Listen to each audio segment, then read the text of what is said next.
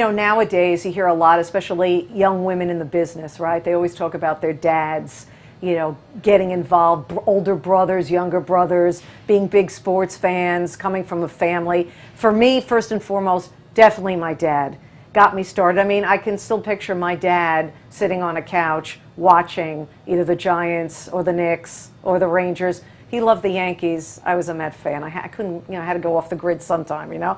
But so many stories that involve my dad. The fact that is, he was so passionate with his teams.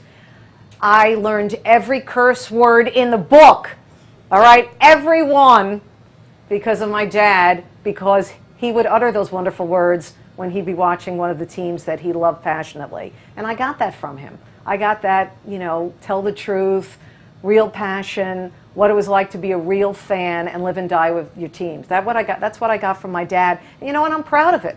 I'm so happy that I got that from my father. One of the greatest stories that involves my dad was a story where he wasn't even next to me, wasn't beside me. It was in 1994. I had the opportunity, thank goodness, to be at Madison Square Garden, Game 7, Stanley Cup Final, Rangers, Vancouver Canucks.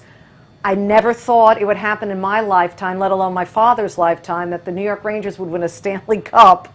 It happened, and then after it happened, and I was there, I was in like the upper row of Madison Square Garden looking down at Mark Messier carrying around the Stanley Cup. I picked up a phone, you know, those days you didn't have cell phones, picked up a phone, called my dad, and shared that moment with him, and we were both crying.